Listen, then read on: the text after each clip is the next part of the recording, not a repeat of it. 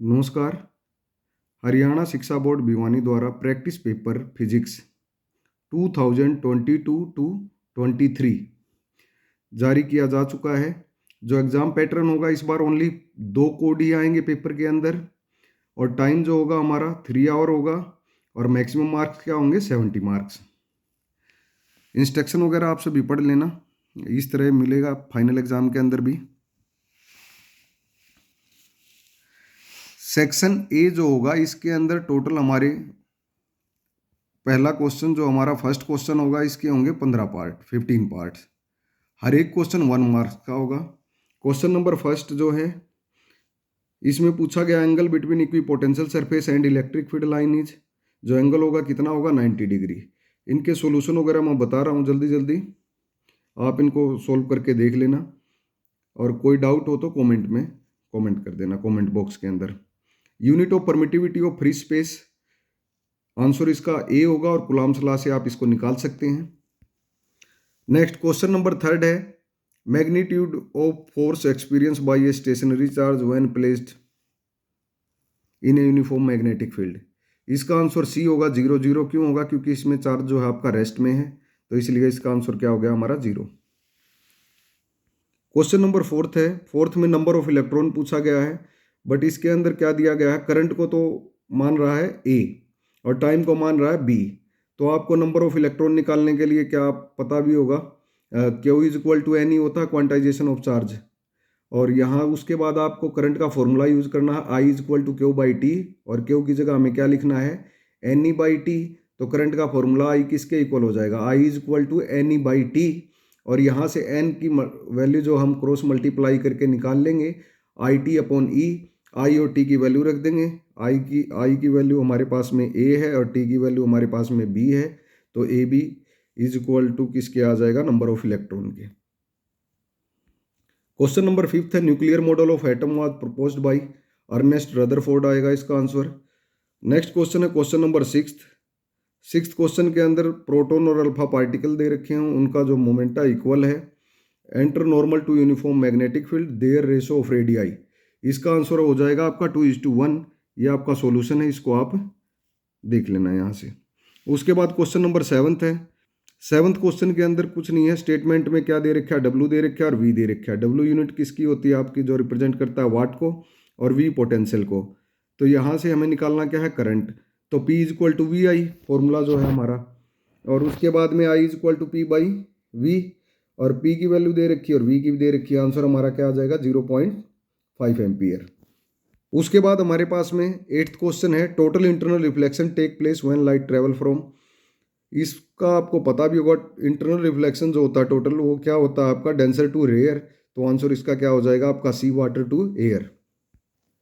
Part 9 है, बिल्कुल easy है, इलेक्ट्रोमैग्नेटिक स्पेक्ट्रम से रिलेटेड क्वेश्चन है आपका, इंफ्रारेड रेज आ जाएगा, इसमें कोई बताने की बात नहीं है। क्वेश्चन नंबर जो हमारे पास में 9th यहाँ भी शो कर दिया, उसके बाद फिर 9th ही लिख दिया इन्होंने, ये है 10th।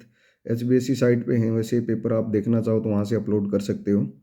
In the following nuclear reaction, carbon 611 है, बोरोन 511 है, फिर बीटा प्लस है, ये क्या है बीटा प्लस, फिर प्लस एक्स है। एक्स किसको स्टैंड करता है, एक्स जो स्टैंड करेगा न्यूट्रिनो को करेगा, और न्यूट्रिनो को इस तरह रिप्रेजेंट करते हैं 0 0।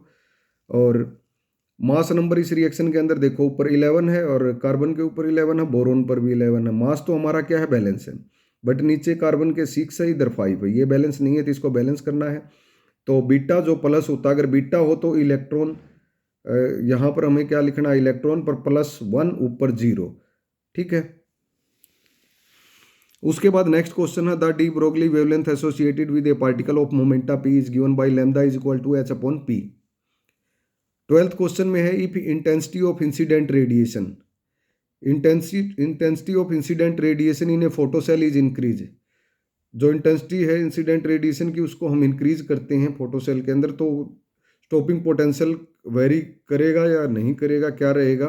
तो इसमें आंसर हमारा क्या आ जाएगा, स्टॉपिंग पोटेंशियल क्या रहेगा हमारा, रिमेन अनचेंज। ऐसा क्यों होगा, क्योंकि स्टॉपिंग पोटेंशियल जो है इंटेंसिटी ऑफ रेडिएशन पर हमारा क्या है, डिपेंड नहीं करता। उसके बाद नेक्स्ट क्वेश्चन हमारे पास में है, total energy of electron in first excited state of hydrogen atom -3.5 electron volt, what are the value of kinetic and potential energy. Direct formula based question है ये तो, वैसे सॉल्यूशन वगैरह आप यहाँ देख सकते हो। और फिर भी कोई डाउट रह जाए तो कोई नहीं है, इसका कंप्लीट सॉल्यूशन नेक्स्ट डे आ जाएगा आपके पास में। 13 के बाद क्वेश्चन नंबर 14 है net charge on P type semiconductor. Net charge की बात करें पी या एन की, हर एक पे क्या होगा हमारा जीरो होगा। और क्यों होगा ऐसा, क्योंकि इट इज़ न्यूट्रल। उसके बाद 15 पार्ट है two thin lenses of power +6d और -2d are in contact, what is the focal length of combination. तो दो लेंस दे दिए, कॉम्बिनेशन करेंगे P = P1 + P2, 6 - 2 साइन के अकॉर्डिंग, तो 4 आ जाएगा। तो फोकल लेंथ निकालनी है P = 1/f और f = 1/p, तो 1/4 आ जाएगा। पर पावर डायोप्टर में है, डायोप्टर टू मीटर जाता है, आपको पता होगा 0.25। फिर मीटर से हमें किस में कन्वर्ट करना है, सेंटीमीटर में। मीटर में भी लिखे रहोगे जब भी ठीक है, और अगर according to option type question आ जाए तो ये सारी बातें आपको पता भी होनी चाहिए। उसके बाद बी पोर्शन है, बी पोर्शन में 2 मार्क्स क्वेश्चन है। इसमें 1-2 क्वेश्चन सिंपल थे, उनको नहीं सोल्व किया। कुछ क्वेश्चन जो ग्राफ वगैरह टाइप के, उनको मैंने यहाँ पर रिप्रेजेंट कर दिया है। Draw the sketch of variation of resistivity with temperature. Graph जो ड्रॉ करना है किसके बीच में करना है, रेजिस्टिविटी और टेम्परेचर के बीच में। और पहला तो किसके लिए करना है, कंडक्टर के लिए। तो यहाँ पर ये किसका सिंबल है, रो रजिस्टिविटी का, और इधर टेम्परेचर लिख दिया। ये ग्राफ कुछ इस तरह का आएगा। और सेमी कंडक्टर के केस में हमारा ग्राफ इस तरह का आ जाएगा। ये रजिस्टिविटी को रिप्रेजेंट कर रहा है, इधर ये टेम्परेचर को, तो इसका ये कर्व इस तरह का हो जाएगा। उसके बाद क्वेश्चन नंबर 5 है हमारा। 5th क्वेश्चन में पूछा गया, 2 मार्क्स के हैं question. Electric field exert A torque on an electric dipole place in it when it is torque. जो टॉर्क है आपका वो क्या हो, आपका जीरो हो। तो जीरो फर्स्ट कंडीशन जो जीरो की है, जीरो की यहाँ पर लिख रखी है मैंने। जो डाइपोल प्लेस्ड हो किसमें, इलेक्ट्रिक फील्ड में, वो कैसा होना चाहिए आपका, वो पैरेलल हो या एंटी पैरेलल हो किसके, फील्ड के। ठीक है। और मैक्सिमम किस कंडीशन में होगा, जो dipole lies perpendicular to field. Perpendicular lie करे डाइपोल फील्ड के, तब तो क्या होगा, मैक्सिमम होगा। और पैरेलल और एंटी पैरेलल की कंडीशन में क्या होगा, जीरो होगा।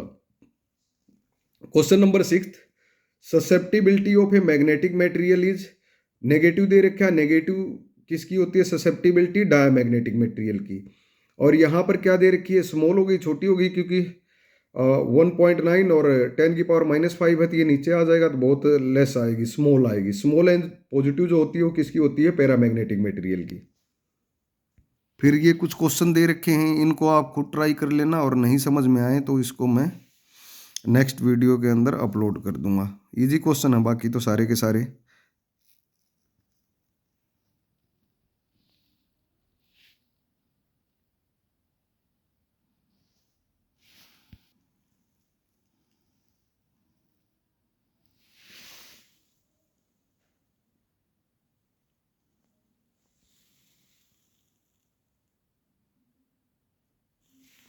उसके बाद नेक्स्ट है सेक्शन सी, और 2 से 9 क्वेश्चन तक हमारे 2 मार्क्स के। उसके बाद क्वेश्चन नंबर 10 से शुरू होते हैं हमारा 3 marks question.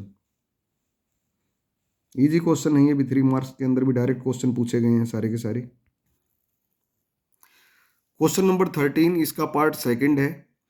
A series LCR circuit with R दे दिया resistance 44 ohm, C capacitance 8 microfarad, L दे दिया 50 henry, is connected to a variable frequency 220 volt AC supply. Calculate angular frequency at resonance condition. Angular frequency निकालनी है, तो XL = XC angular resonance की condition है। Omega L = 1/ωc, और cross multiply करेंगे तो ओमेगा = √1/LC। और यहाँ से क्या है, L की वैल्यू हमें दे रखी है 50 और C की दे रखी है 8 माइक्रोफैराड। 8 माइक्रोफैराड को फैराड में कन्वर्ट करोगे तो 8 × 10⁻⁻⁶, और इसको कैलकुलेट करोगे तो 50 हर्ट्ज आ जाएगा। ये था इसमें एक न्यूमेरिकल। उसके बाद क्वेश्चन नंबर 14 है। ये क्वेश्चन भी काफ़ी बार रिपीट हो चुका है एग्जाम के अंदर। 7.5 मेगा हर्ट्ज दे रखा है, और यहाँ पर 12 ना करके 21 कर दिया इस बार। तो फ्रीक्वेंसी गिवन है, वेवलेंथ बतानी है इसके अंदर। लैम्डा = c/फ्रीक्वेंसी, और फ्रीक्वेंसी की वैल्यू हमें 7.5 दे रखी है, बट मेगा दे रखा है, तो मेगा के लिए 10⁶ कर देंगे। और स्पीड ऑफ लाइट आपको पता ही है 3 × 10⁸, 40 मीटर आ जाएगा। इसी तरह सेकंड λ1 निकल गया, λ2 भी हम निकाल लेंगे। 3 × 10⁸ अपॉन में 21 × 10⁶ और 40 मीटर 2 जो उसका आंसर आए वो आंसर हो जाएगा क्वेश्चन नंबर 14। क्वेश्चन नंबर 15 हमारे पास ये है। 15 के बाद क्वेश्चन नंबर 16 दे रखा है। 16 के बाद क्वेश्चन नंबर 17 है। 17 के अंदर डायग्राम शो करना था टोटली रिफ्लेक्टिंग प्रिज्म का। जब एंगल जो है हमारा 90 डिग्री, एक 180 डिग्री। फर्स्ट केस में जब एंगल 90 डिग्री है तो इधर ये ट्राइंगल इस तरह बनानी है और इसको इस तरह शो कर देना। 180 डिग्री के अंदर ये जो 90 बाहर लिख रखा है ना, इसको अंदर की तरफ ही लिख देना। सिंपल ट्राइंगल बनेगी। ये थोड़ी मैंने मिस्टेक कर दी, इसमें एक ट्राइंगल बनानी है, नीचे वाली लाइन थोड़ी ऊपर तक चली जाएगी, बीच में पॉइंट हो जाएगा। इक्विलेटरल ट्राइंगल बनानी है इसके अंदर, सेकंड पॉइंट के अंदर। फर्स्ट तो ठीक है हमारा। उसके बाद इसका सेकंड पार्ट है, रिफ्रैक्टिव इंडेक्स दे दिया 2.42। स्पीड ऑफ लाइट, ये फाइट नहीं दे रखा है, लाइट है इन डायमंड। डायमंड क्या हो गया, मीडियम हो गया। तो रिफ्रैक्टिव इंडेक्स को रिप्रेजेंट एन से भी करते हैं और म्यू टाइप में भी कर देते हैं इस तरह। सी बाई वी, सी क्या है speed of light in vacuum और वी क्या है speed of light in medium. जो नीचे वाला है वी, मीडियम ना लिख कर, मीडियम डायमंड ही है, ठीक है। और यहाँ से क्रॉस मल्टीप्लाई करेंगे, डायमंड निकालना है। V is equal to C by refractive index C 3 × 10⁸ और 2.42, और इसका जब सोल्व करोगे तो आपका आ जाएगा 1.24 × 10⁸ मीटर पर सेकेंड, ठीक है। लगभग इजी क्वेश्चन है। सेट के अंदर और में अगर एक आधा ऐसा हो ना कर रखा हो तो क्वेश्चन, तो दूसरा क्वेश्चन आपको 100% आता हुआ मिलेगा। एक क्वेश्चन थोड़ा सा डिफिकल्ट तो एक बिल्कुल इजी, इस तरह देते हैं HBSC के अंदर।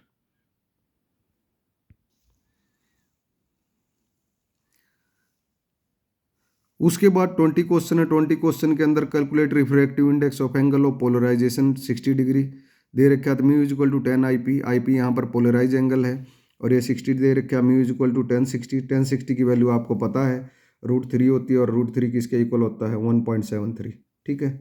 ये इसका आंसर है। बाकी ये आपका पेपर था क्वेश्चन नंबर 20 और ये हमारा ऊपर 19 था और ये 20।